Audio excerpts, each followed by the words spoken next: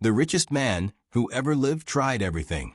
He had more money than he could spend, more women than he could count, more wisdom than any human being before or after him. He built palaces. He planted vineyards. He threw parties that lasted for weeks. He denied himself nothing, absolutely nothing. If his eyes wanted it, he gave it to them. If his flesh craved it, he fed it. If his curiosity chased it, he caught it. And after all of it, after tasting every pleasure and achieving every goal and accumulating every possession the world had to offer, he sat down and wrote the most devastating sentence in the entire Bible. Open your Bible to Ecclesiastes chapter 1 verse 2. Solomon writes this: "Meaningless, meaningless, says the teacher, utterly meaningless. Everything is meaningless." That is not a depressed teenager posting on social media. That is the wisest, richest, most powerful man on earth looking at everything he built and everything he experienced and saying none of it mattered. None of it lasted. None of it filled the hole it was supposed to fill. And the reason this should terrify every person alive today is because this generation is chasing the exact same thing Solomon already caught. And he already told you the ending. You are running a race that has already been finished by someone who had more resources, more access, and more ability than you will ever have. And he crossed the finish line, turned around, and said, "Do not bother. There is nothing here." But nobody listens, because the world keeps packaging the same empty things in new wrapping paper and selling them like they're going to satisfy. New career, new relationship, new house, new body, new follower count, new accomplishment. And every single one of them has the same expiration date. The moment you get it, you start looking for the next one, because it did not fill what it promised to fill. Now go to Ecclesiastes chapter 2 verses 4 through 11. Solomon lists what he tried. "I made great works. I built houses and planted vineyards for myself. I made myself gardens and parks and planted in them all kinds of fruit trees. I made myself pools from which to water the forest of growing trees. I bought male and female slaves and had slaves who were born in my house. I also had great possessions of herds and flocks, more than any who had been before me in Jerusalem. I also gathered for myself silver and gold and the treasure of kings and provinces. I got singers, both men and women, and many concubines, the delight of the sons of man." And then verse 11. "Then I considered all that my hands had done and the toil I had expended in doing it, and behold, all was vanity, and a striving after wind, and there was nothing to be gained under the sun." Vanity, a striving after wind. You cannot catch wind. You cannot hold it. You cannot build anything on it. And that is what every earthly pursuit amounts to when it is disconnected from God. You are chasing air. You are grabbing at nothing. And the harder you grip, the less you hold. Now go to Ecclesiastes chapter 1 verses 8 and 9. "All things are full of weariness. A man cannot utter it. The eye is not satisfied with seeing, nor the ear filled with hearing. What has been is what will be, and what has been done is what will be done, and there is nothing new under the sun. The eye is not satisfied with seeing." That is the scroll. That is the endless content. That is the next video, the next post, the next image. Your eyes consume and consume and consume, and they are never full. The ear is not filled with hearing. That is the podcast, the playlist, the noise, the constant input. You hear everything and retain nothing because none of it was designed to satisfy. It was designed to keep you consuming. And there is nothing new under the sun. The thing you think is going to finally make you happy is the same thing that failed to make Solomon happy 3,000 years ago. It just has a different name now. He called it gardens and vineyards. You call it a dream home and a side hustle. He called it silver and gold. You call it investments and net worth. He called it the delight of the sons of man. You call it followers and likes and influence. Same emptiness. New packaging. Comment below. What is the one thing you thought would finally make you happy and it did not? Drop it below. Now look at what Solomon says about achievement.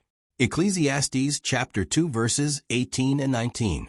"I hated all my toil in which I toil under the sun, seeing that I must leave it to the man who will come after me. And who knows whether he will be wise or a fool? Yet he will be master of all for which I toiled and used my wisdom under the sun. This also is vanity.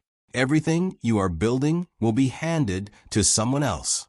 Every dollar you are saving, every project you are grinding on, every empire you are constructing, someone else is going to inherit it, and you have no control over whether they will honor it or destroy it.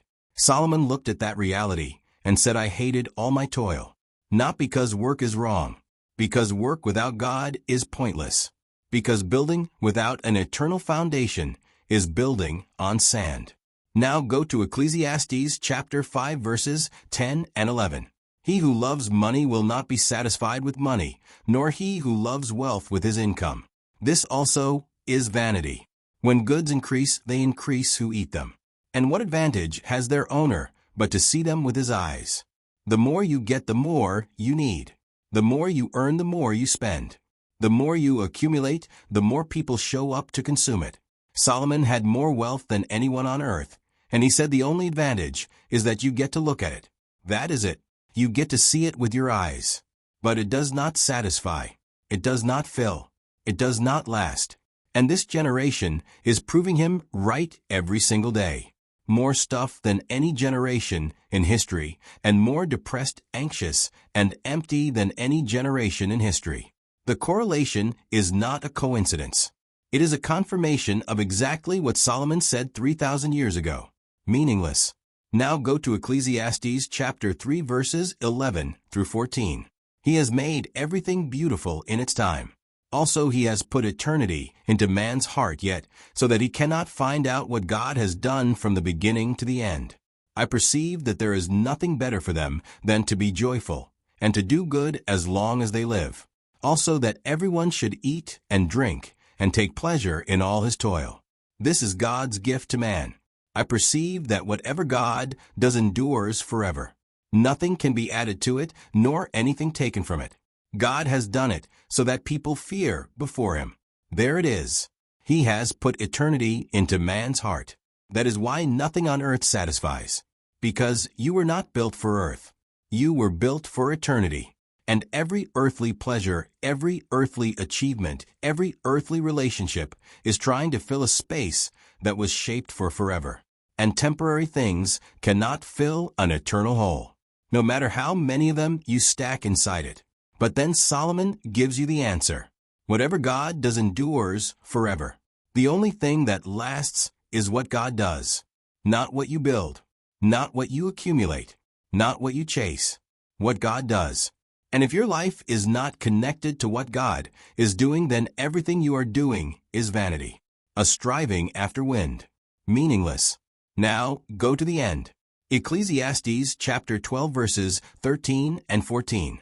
After 12 chapters of searching, after trying pleasure and wisdom and wealth and work and relationships and achievement, after declaring all of it meaningless, Solomon gives you the final verdict. The end of the matter. All has been heard. Fear God and keep his commandments, for this is the whole duty of man.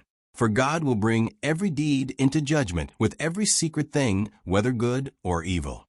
That is it. After everything. After the entire search. The answer is not more. The answer is not less. The answer is God. Fear him. Obey him. That is the whole duty of man. Not the partial duty. Not one of many duties. The whole duty. Everything else is commentary. Everything else is chasing wind. So here is what ties all of this together. Solomon had everything this generation is chasing, and he said it was meaningless. Every pleasure, every achievement, every possession, vanity, a striving after wind. Not because those things are evil, because those things are empty when they are disconnected from God. God put eternity in your heart. That is why the temporary never satisfies. The scroll will never fill you. The career will never complete you. The relationship will never save you. The money will never secure you. Because none of those things are eternal. And you were built for eternity. The answer has not changed in 3,000 years. Fear God. Keep his commandments. That is the whole duty of man. Everything else is meaningless. Not because life does not matter. Because life without God does not work. It was never designed to. Stop chasing what Solomon already caught. He held it all in his hands, and it turned to smoke. The only thing that endures forever is what God does. Connect your life to that, and the meaningless becomes meaningful, and the vanity becomes purpose, and the striving after wind becomes rest in the hands of the only one who holds the wind. If this landed, share it. Someone in your life needs this today. Subscribe on YouTube, follow us on Facebook for the next one.